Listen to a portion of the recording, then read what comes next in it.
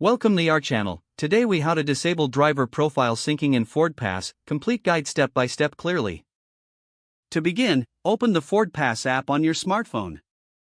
Log in with your Ford account credentials if prompted. Once you're logged in, navigate to the main menu located at the bottom of the screen.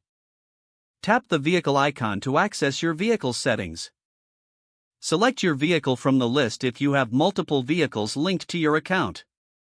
Scroll down to find the Driver Profiles section. Tap on Driver Profiles to view the current sync settings. Locate the toggle or option for Driver Profile Syncing.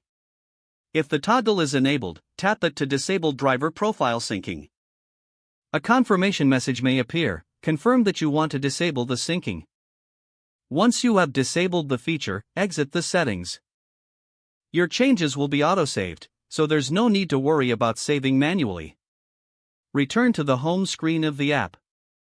You have successfully disabled driver profile syncing in FordPass. If the page does not load, refresh the browser or try again in a private or incognito window. Make sure you are using the correct email address, then retype it carefully to avoid small typos. If your password is not accepted, use the reset option and create a new strong password you can remember.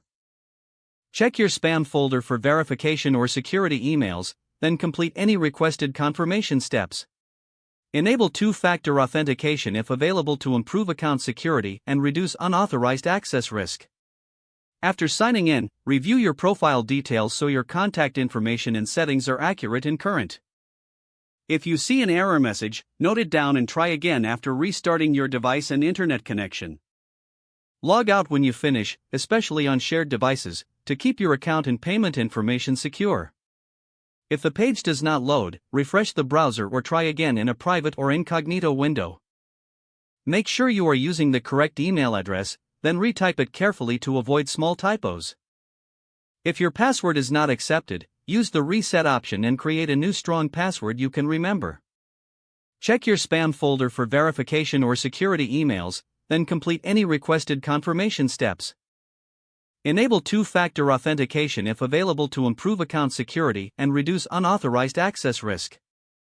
After signing in, review your profile details so your contact information and settings are accurate and current. Don't forget to like this video and subscribe to our channel for more step-by-step tech guides.